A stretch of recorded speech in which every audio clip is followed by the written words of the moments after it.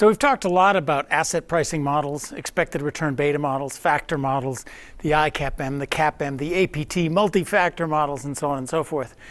Let's see one in action, and we'll read carefully one paper, Fama and French's multi-factor explanations paper, I think possibly the most famous paper in finance of the last 30 years, that lays out and uses the most common current model that people are using in practice. So the Fama-French three-factor model.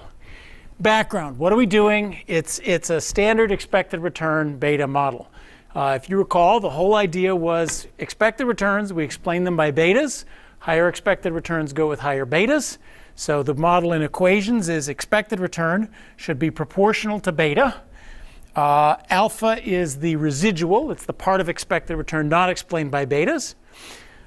This is a model where the factors are themselves tradable excess returns. So the slope of the line, the factor risk premium, is the mean of the factor, like the CAPM. The betas come from a preliminary time series regression where you see how returns covary with the factors through time. Then we should see expected returns higher where betas are higher. The whole question of this class of models is what are we allowed to use as factors and how do the models work? That's what Fama and French is about. So let's go read Fama and French and see what they do with their factor models. Their paper starts right on the first page. Researchers have identified many patterns in average stock returns. So that's the playground. We need to find a set of returns where there is some variation in average stock returns. And they start by listing the many patterns in average stock returns that researchers have noticed and that they are going to try to explain, because that's what an asset pricing model is about. Next, those anomalies are captured. Those expected returns are explained by their sensitivities of the returns to three factors. Right there in paragraph 2, they tell you what they're going to do, and they tell you what the model they're going to use is.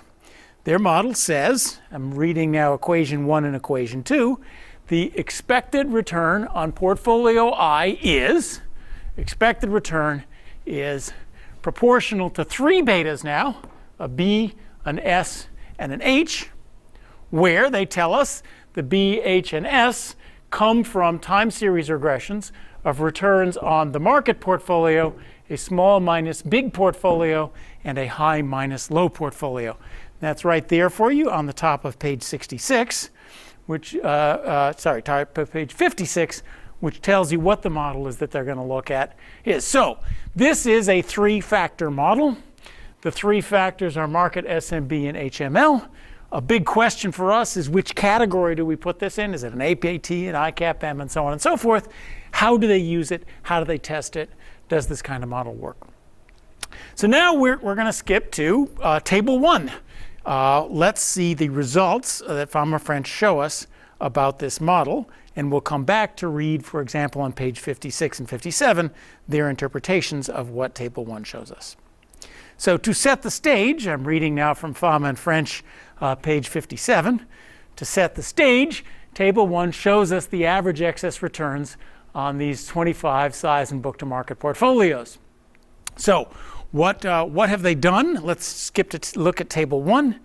And the panel they're talking about is the bottom part of table 1, panel A.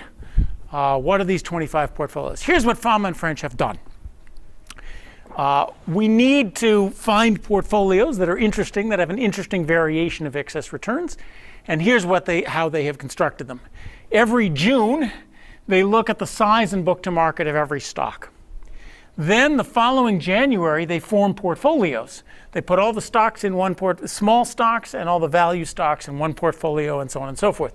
They've divided up the world into 25 bins based on size, which is the total amount of price times shares, the total market capitalization of each company. Small goes that way. And they've also divided them based on value. This is the book value, the accounting value of the firm, divided by the market value, price per shares. So small stocks are ones that are worth less in total. Value stocks are ones where the market price is very low relative to the accounting book value. These are the growth stocks, the ones whose market prices are very high. Think Google relative to accounting value. So those are 25 portfolios. Correspondingly, in the same method, they form the factors in the same way. The market factor is, of course, all stocks put in together, value weighted. The HML and SMB portfolios are long-short portfolios on the same dimensions. So the SMB portfolio takes the small stocks and subtracts off the returns of the large stocks. The HML portfolio takes a combination of the value stocks and subtracts off a proportion of the growth stocks. So those are the players. Now let's see what Table 1 says about these players. Our first table is summary statistic excess returns.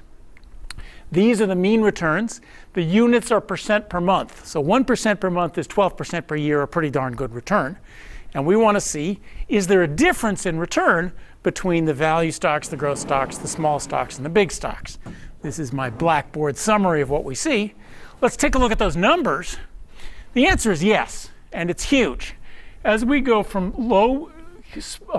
big to small in that direction, we go, say, here from 36 to 82 basis points or percent per month. In this direction, we go from 0.3 to 1.08. So you see the clear pattern. Expected returns rise that way, and by a factor of 3. This is a big effect. It would be very boring if the way our expected return versus beta graph looked like that and all the expected returns are the same. In fact, the expected returns vary enormously, and that's what Table 1 Panel A is showing you. It's showing you that small stocks and value stocks earn higher average returns. Now you might say, great, let's go buy, but wait a minute, this is a finance class. Perhaps those higher average returns have higher betas. Small companies that are in real trouble, you would think would have higher betas. They didn't report that in this paper because they've reported it in many others before. Asset pricing shows you a graph. In fact, this is a puzzle because those high expected returns do not correspond to higher betas. That's a fact you have to know, and you don't see it in this paper. So here we are. What we've shown so far is that there's a huge spread in average return on these size and book to market portfolios. And we know from other work that it's not correlated with beta. Let's see if the 3-factor model can explain that variation in average returns.